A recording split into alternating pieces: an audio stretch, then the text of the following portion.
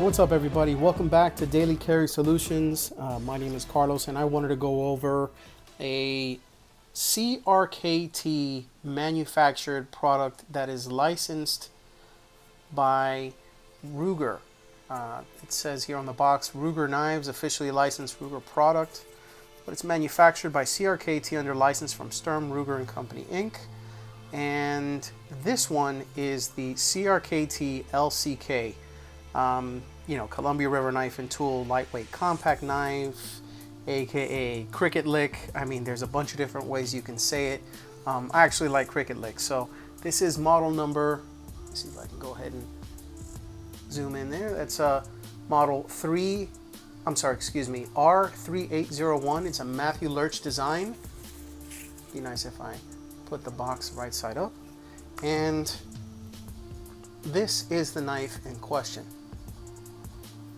Now, does it make the cut, or is it really just another one of those CRKT knives that you see and you pass to get another brand or another decent knife? Well, let's go ahead and find out. So, the CRKT LCK.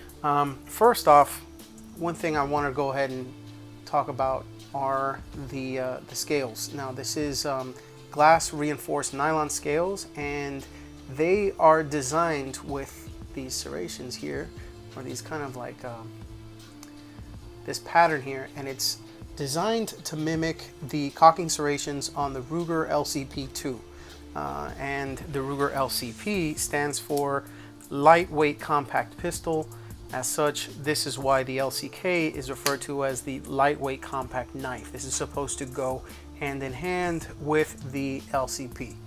Okay, now this generally will retail for about $25 to $30 depending on the retailer you get it from. You can get this from Amazon. That's actually where I got this one from because I have Amazon Prime. You can get it from Blade HQ, and I also know that Knife Center happens to sell these as well. Okay, so it's a compact knife. It's got a 3.3 inch blade, and it's 7.5 inches overall in length. So as far as size, I think that's a really good positive that it happens to have. Let me go ahead and show you just how big it is compared to some other budget knives that are actually out there. First one is the Kershaw Link. Okay, put this one right up here. You can see it's pretty darn close. You have another Kershaw. This is a Kershaw Injection. This is a Todd Rexford design. This is the Injection 3.0, so it's the 3-inch blade. So it's going to be a little bit smaller, but still kind of close. Not too much of a difference. And then you have the Tangram Amarillo. That's right, I didn't say Amarillo because it is Amarillo. There it is. It's a nice lightweight small knife, and it is way smaller in dimensions than either of the other two that are up here. So you have that, and then I'm going to go ahead and show my EDC for the day. This is the Spyderco Native 5 with MXG deep carry clip. This is the version with S110V steel. Absolutely awesome knife, and it does not have that bead blast finish that you see on the standard Native 5. So that's one thing I really like about it. And the steel, oh my god, it lasts forever. But yeah, getting ahead of myself, this isn't about that. This is about the Ruger or CRKT LCK. Now, this has a drop point blade with a hollow grind and a satin finish and a nice little swedge there. Going ahead and highlighting it there so you can see that. It's really nice. It's got some jimping here in the front where the liner lock is, and it actually is very nice. We'll get to that in a bit. And so let's talk about the pros and cons. First and foremost, while we have it here, I might as well just go ahead and weigh it and show you just how lightweight this actually is. This is a really lightweight knife. Great for office EDC. This is 2.5 ounces. Just take it off, reset it, more time. Boom, 2.5 ounces. Super lightweight. I actually thought it was 2.6. It came out to 2.5 on my scale.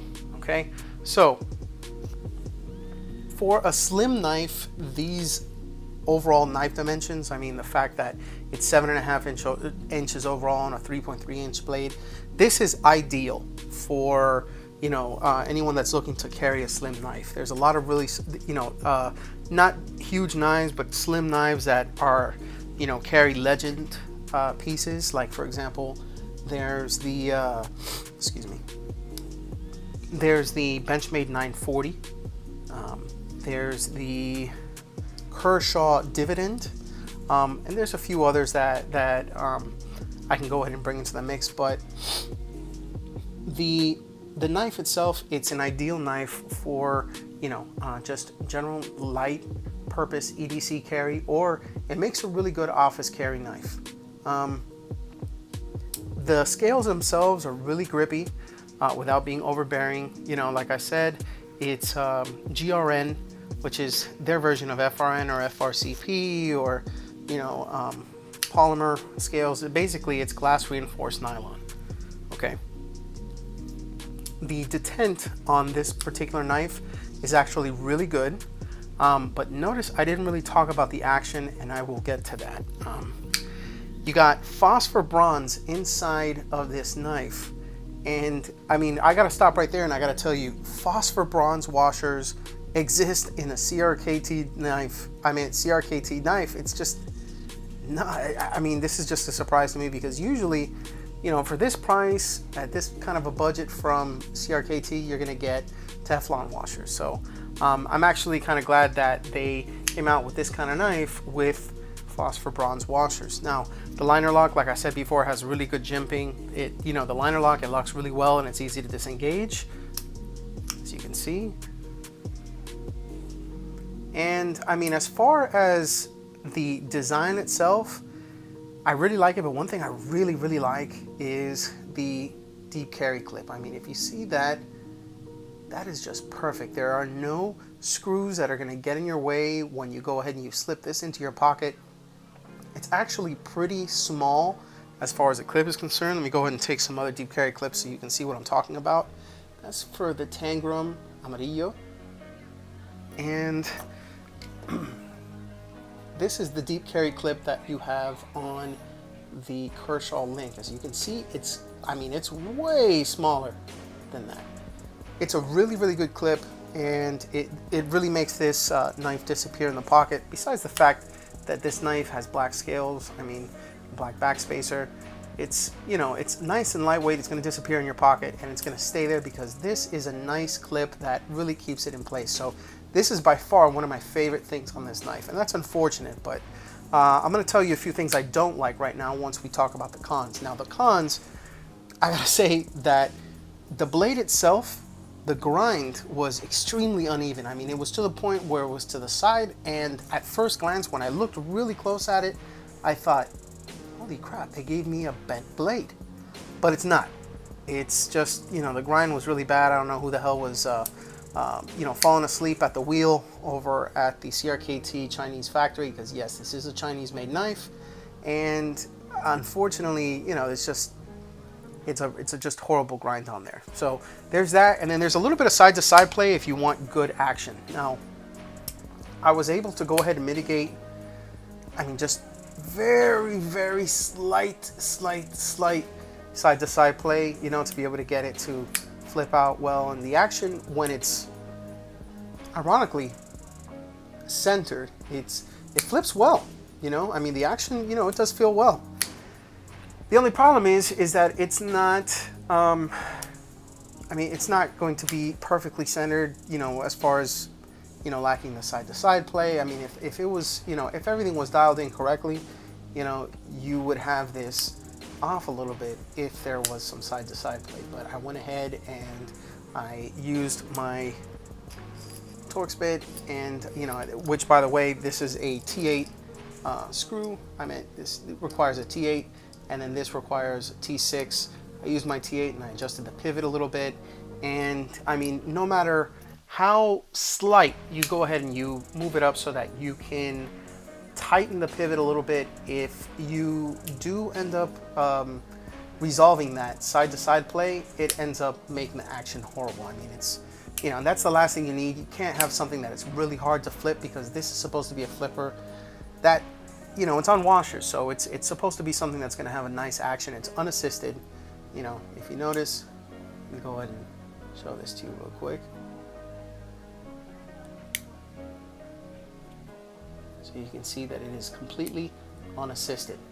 Okay, and that's a good thing, but unfortunately a bad thing is, I mean, you can't have one without the other. You know, I want it to be centered, and I don't want there to be side to side play.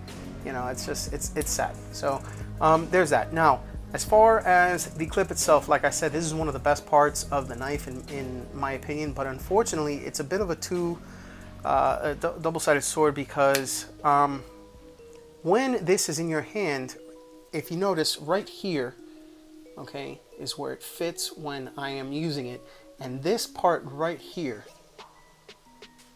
will dig into the webbing of my hand, and that creates a bit of a hot spot. It sucks. I mean, it's something that's going to be used, you know, for you know, just very light use. I mean, the blade itself is not meant to be one of those really hard use blades. But in any case, this is, you know, that was kind of disappointing, because if you happen to use it for a long period of time, you are definitely going to feel that.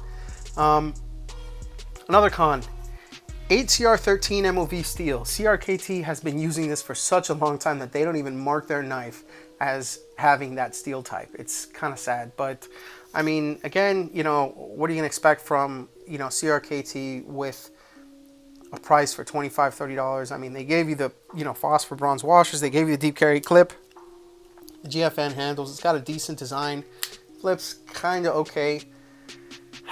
Well, you know, you can't have everything, but in this case, I think that this is a knife that if they could really put some thought and effort into it, they could create a sprint run, price it a little bit higher, and actually put some serious sales behind this knife.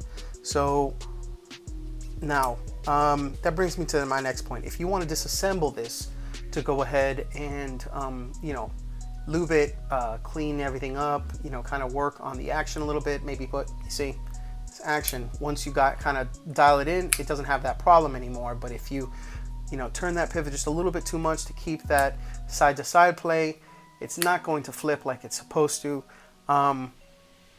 All I can say is with this, I mean, it's made in their Chinese factory, and it's not too bad, but be careful disassembling this.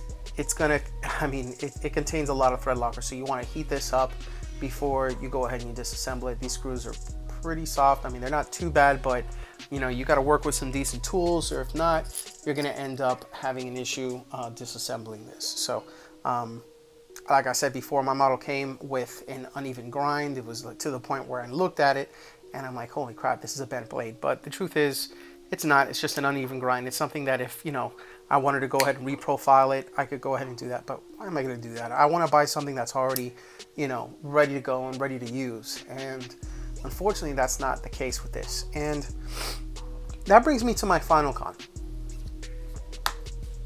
Ruger. Ruger is an American company. They make quality handguns and rifles.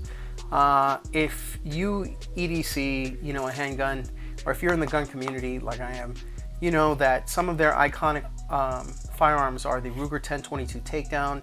They have the PC carbine in 9mm. They have the Ruger AR-556. They have the Ruger, I mean, the SR9. They have the LCP, the LCP2, the LC9S, the EC9. You know, they have a lot of really good quality firearms that, you know, are marketed here, and they are an American company. Why the hell would you commission CRKT, who manufactures these knives in China, when you have a standard that has been set by your company as a firearm company that far exceeds whatever quality control that would come out of their Chinese factory? I don't understand that. I'm having problems wrapping my head around it, but I mean, it is what it is, you know. So, what are my final thoughts? Now, this is a nice knife. The design itself is very nice. I mean, if you know, executed correctly, this could actually be a really good quality knife. I was hoping that this would be the CRKT knife that I would keep, but I have already printed out my return ticket and I'm sending this thing back. I'm not even going to bother carrying it. It's not really something that I'm looking to want to carry. And it's not because, you know, I'm into, you know, higher quality knives like my, you know, my Spyderco. It is the FRN native anyways. It's not really the more expensive version. It just, this knife does not stand out in a flooded budget knife sector. And I mean that. I mean, you know, you have knives like, you know, the USA made Kershaw Link. You have, you know, okay, you don't want a USA made knife, maybe you want to go a little bit cheaper. This is a cheaper knife than the CRKT LCK. It's on phosphor bronze washers. It's a Todd Rexford design. It's got smooth G10 scales. It doesn't have that FRN, you know. It's from Kershaw. It also uses, you know, the Chinese HCR13 MOV steel, but this is a good quality flipper. And I think I picked this up for like 16, 17, I think 18 bucks, you know? So for, you know, $30, for $25 to $30 from CRKT, you're getting this. For less than 20 bucks from Kershaw, you're getting this. I mean, this is a 3-inch blade. They also make this with a 3.5-inch blade. I don't know how much that would cost, but I do recall this being less than $20. I mean, you know, and if you want to go American, I mean, let's face facts, 420 HG steel. You know, you can swap the clip that comes with it with a deep carry clip that they make. Yes, this is assisted, but it comes with a Tonto blade. It comes with, you know, the standard plain edge. It comes with the combo edge that I have here, which is great for just, you know, normal EDC use. And they also have sprint runs of this. Go figure. So, but talking about budget knives, okay, we have the Kershaw Injection, the 3.0, and we have the Tangram Amarillo. Tangram Amarillo is now out in black, in brown, and in, I believe, Hunter Green was just released recently by Tangram on Amazon. And these go from anywhere between $21.99 and $29.99. So for the price of this, you're going to get something with way better steel. I mean, this is Japanese Akuto steel. This is made in Kaiser's Chinese factory, where they import this particular steel, the Japanese Akuto 440, and it's been tested to perform at the same level as VG10 steel, which that's a really good quality. It's got really good corrosion resistance. It's got a deep carry clip, just like this guy. It's a little bit longer, but yeah, you know. And you've got more color options with this guy. You know, and aside from that, I mean, I have a couple that are, you know, that I wanted to go ahead and mention that aren't necessarily pictured here. There's the Rake or Ryuk, you know, R-U-I-K-E P801. And there's also the Kershaw Knives Atmos. Now, I'm going to be getting that one soon. It's a newer design. It's on KVT ball bearing pivot, and it's, you know, a really, really nice design, a flipper design with a deep carry clip. And it goes for about $30 or less, so it's still around this range. And, you know, my final thoughts on the CRKT LCK, I mean, all in all, it's not a bad knife for the price. I mean, it's a nice design. It's a definite step up from the average offering from CRKT, but there are arguably better options. I mean, the LCK suffers from bad quality control from CRKT's Chinese factory. You know, if the action were dialed in and the blade was properly ground, this would be a much better knife. And I hate having to repeat myself like that. It's just, I wanted this to be a good knife. And I mean, there are people like Nick Shabazz and a couple of others that have seen it. They're like, oh my gosh, this is so nice. This is a gem. Wrong. Wrong, guys. Wrong. You know what? You can be a penny, but you can be a shiny penny. And this is not a shiny penny. This is one that needs a lot of polishing work, and the factory should have taken care of that. I would have paid a little bit more if they would have gotten the details right. They didn't, so this is actually going back. Thank you so much for taking a moment to go ahead and look over this review of the CRKT LCK, the Cricket Lick, the Columbia River Knife and Tool Lightweight Compact Knife. This is model R3801, a Matthew Lurch design. They also make this in a black DLC coated sheep's foot blade. This is the satin drop point blade with a hollow grind and a satin finish. A nice lightweight blade, but unfortunately it misses the mark that it's trying to make. And I really wish it were better. It's just, I don't know. I really can't recommend this knife when there are others, you know, that are in this particular sector that are outperforming this and way outperforming this. And it's sad because these are companies that haven't even been around as long as CRKT. Well, guys, there you have it. This is Carlos signing off from Daily Carry Solutions. If you have any questions, feel free to go ahead and hit the contact button on my webpage. That's www.dailycarrysolutions.com, or you can find me on Instagram at Daily Carry Solutions. Thanks so much for watching. Tune in next time. But in the meantime, if you EDC, think of DCS. Daily Carry Solutions. Take care, guys.